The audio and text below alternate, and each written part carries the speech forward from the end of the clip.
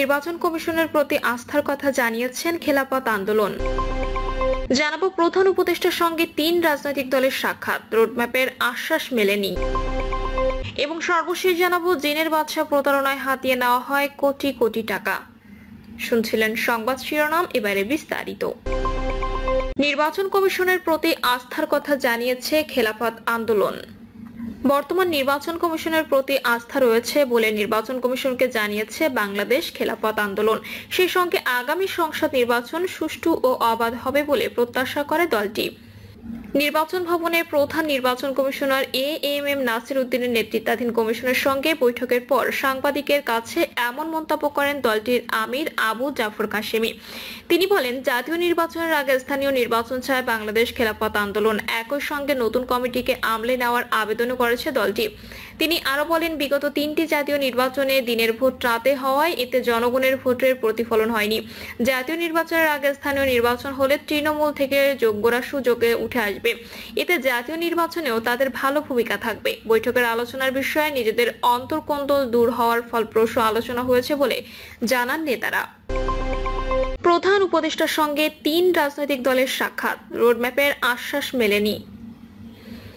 অন্তর্বর্তী সরকারের প্রধান উপদেষ্টা প্রফেসর ডক্টর মোহাম্মদ ইউনূসের সঙ্গে বিএনপির বৈঠক ফলপ্রসূ হয়নি। আগামী জাতীয় সংসদ নির্বাচন নিয়ে দ্রুত রোডম্যাপ দেওয়ার কোনো আশ্বাস মেলেনি তার পক্ষ থেকে। ফলে অসন্তুষ্ট দলটি বৈঠকে প্রধান উপদেষ্টা চলতি বছরের ডিসেম্বর থেকে আগামী বছরের জুনের মধ্যে নির্বাচন অনুষ্ঠানের পুরনো কথাই বলেছেন। গতকাল রাষ্ট্রীয় অতিথি ভবন যমুনায় সন্ধ্যা 7:30টায় বৈঠক শুরু হয়ে ঘণ্টাব্যাপী চলে। বিএনপির পর জামায়াত ইসলামী ও জাতীয় নাগরিক পার্টির সঙ্গে প্রধান উপদেষ্টার বৈঠক হয়। ডিসেম্বরের মধ্যে সংসদ নির্বাচন নিয়ে সেনা প্রধানের বক্তব্য, বিভিন্ন বিষয়ে তার সঙ্গে অন্তর্বর্তী সরকারের মতভিন্নতা, সেই সঙ্গে প্রধান উপদেষ্টার পদত্যাগের ভাবনা, সবকিছু মিলিয়ে দেশের রাজনীতিতে তৈরি হওয়া অস্থিরতার মধ্যে এই বৈঠক অনুষ্ঠিত হয়। জামায়াত মনে করে নির্বাচনের রোডম্যাপ দরকার, পাশাপাশি সংস্কারেরও রোডম্যাপ চায় দলটি। তবে এনসিপি জুলাই গণহত্যার বিচার, জুলাই সনদ এবং গণপরিষদ ও আইনসভা নির্বাচনের সমন্বিত রোডম্যাপ একত্রে ঘোষণা করার কথা বলেছে। বিএনপির সঙ্গে বৈঠকের বিষয়ে দলটির স্থায়ী কমিটির একজন সদস্য বলেন, এই বৈঠকের কোনো ফলাফল নেই। বড় রাজনৈতিক ঘটনার পর প্রধান উপদেষ্টার কাছে সুনির্দিষ্ট বক্তব্য আশা করেছিলেন তারা। তিনি সেই অর্থে তেমন কোনো কথা বলেননি, শুধু শুনেছেন নির্বাচনের রোডম্যাপের বিষয়ে সুস্পষ্ট কিছু বলেননি। ফলে নির্বাচনের রোডম্যাপ আসলে ঘোষণা হবে কিনা তা স্পষ্ট নয়। বৈঠক সূত্র জানায়, বিএনপি রোডম্যাপের দাবি তুললে প্রধান উপদেষ্টা ডিসেম্বর থেকে জুনের মধ্যে নির্বাচনের কথাই পুনর্ব্যক্ত করেন। তখন দলটির একজন নেতা বলেন, সংস্কার ও বিচার দৃশ্যমান হলে তা ডিসেম্বরের আগেই নির্বাচন হতে পারে।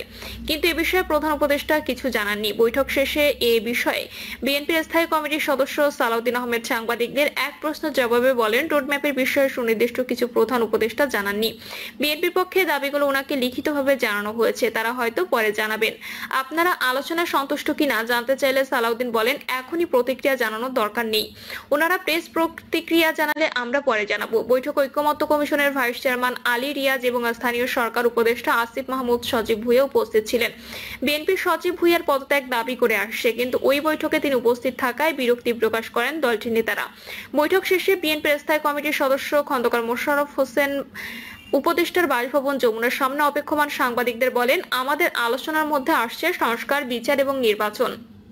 আমরা বলেছি একটার সঙ্গে আরেকটার সম্পর্ক নেই, কারণ সংস্কার একটা চলমান প্রক্রিয়া। আমরা আশা করেছি এই সরকার সবার সঙ্গে ঐক্যমত্যের ভিত্তিতে একটা সংস্কার দেবে, সেটা চলমান থাকবে। ভবিষ্যতে জনগণ যদি আমাদের ক্ষমতার বসায়, আমরা চলমানভাবে সংস্কারগুলো বাস্তবায়নের প্রচেষ্টা নেব। তিনি স্পষ্টভাবে বলেন, ডিসেম্বরের মধ্যে জাতীয় সংসদ নির্বাচনের জন্য দ্রুত রোডম্যাপ প্রণয়নের দাবি আমরা জানিয়েছি। বাংলাদেশের মানুষ বিশ্বাস করে, অন্তর্বর্তী সরকারের মূল দায়িত্ব হচ্ছে একটি সুষ্ঠু নিরপেক্ষ নির্বাচনের মাধ্যমে গণতন্ত্র উত্তরণের প্রতিক্রিয়া দ্রুত সম্পন্ন করা। যে কোনো অছিলায় নির্বাচন যত বিলম্ব করা হবে, আমরা মনে করি দেশে আবার স্বৈরাচার ফিরে আসার ক্ষেত্র প্রস্তুত হবে। স্বৈরাচার ফিরে এলে এর দায়-দায়িত্ব বর্তমান সরকার ও তাদের সঙ্গে সংশ্লিষ্ট ব্যক্তিদের উপর বর্তাবে। খন্দকার মোশাররফ বলেন, বিএনপি কখনোই প্রধান উপদেষ্টার পদত্যাগ চায়নি, বরং প্রথম দিন থেকে এই সরকারকে সর্বাত্মক সহযোগিতা করে আসছে। সালাউদ্দিন আহমেদ বলেন, 2 ছাত্র উপদেষ্টা এবং জাতীয় নিরাপত্তা উপদেষ্টার পদত্যাগের বিষয়টি আমরা লিখিতভাবে প্রধান উপদেষ্টাকে জানিয়েছি। তাদের কর্মকাণ্ডের কারণে সরকারের নিরপেক্ষতা ক্ষুণ্ণ হচ্ছে বলে আমরা বলেছি। মূলত সংস্কার, বিচার ও নির্বাচন, এই 3 বিষয়ের উপর বৈঠকে আলোচনা হয়েছে বলে জানান বিএনপির স্থায়ী কমিটির আরেক সদস্য আমির খসরু মাহমুদ চৌধুরী। ডিসেম্বরের আগেও নির্বাচন করা সম্ভব, এই আলোচনাও হয়েছে। গতকাল রাত 8:45 খন্দকার মোশাররফ হোসেন তার 3 সহকর্মীকে নিয়ে প্রধান উপদেষ্টার বাসভবন যমুনায় প্রবেশ করে। 8:35 বেরিয়ে এসে সাংবাদিকদের সঙ্গে বৈঠকের বিষয়বস্তু তুলে ধরেন খন্দকার মোশাররফ।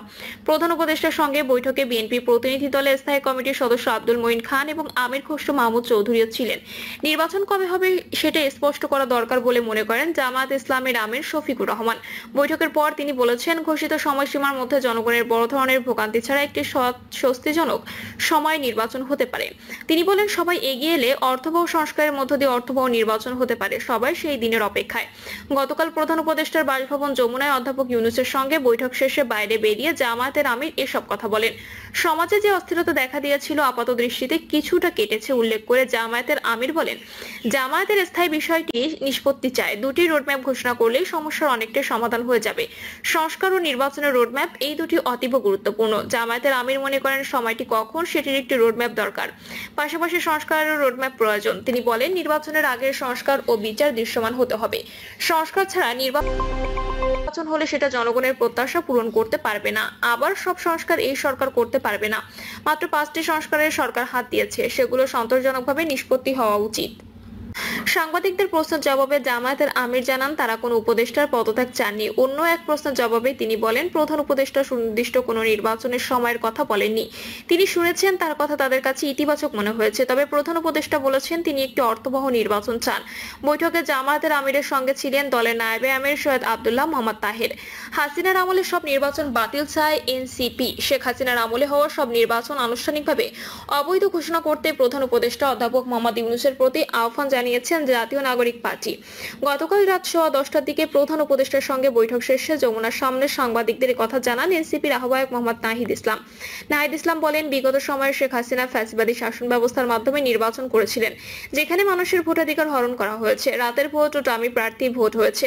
শেখ হাসিনার আমলে নির্বাচনগুলো প্রশ্নবিদ্ধ এবং বিরোধী রাজনৈতিক দলগুলো তখন এসব নির্বাচন প্রত্যাখ্যান করেছিল উল্লেখ করে নাহিদ ইসলাম বলেন, সেই নির্বাচনগুলো আবার আদালতে নিয়ে গিয়ে এক ধরনের পরিস্থিতি তৈরি করা হচ্ছে। সেই বিশৃঙ্খলা এড়াতে সেই আগের নির্বাচনগুলো আইনগতভাবে অবৈধ ঘোষণা যাতে করা হয়। নির্বাচন কমিশনের উপর এনসিপি আস্থা রাখতে পারছে না উল্লেখ করে নাহিদ ইসলাম বলেন, ইসি পুনর্গঠন করে স্থানীয় সরকার নির্বাচন যাতে দ্রুত আয়োজন করা হয় তা প্রধান উপদেষ্টাকে জানিয়েছি আমরা। নাহিদ ইসলাম বলেন, জুলাই গণহত্যার বিচার, জুলাই সনদ এবং গণপরিষদ ও আইনসভা নির্বাচনের সমন্বিত রোডম্যাপ একত্র ঘোষণা করতে আমরা প্রধান উপদেষ্টাকে বলেছি।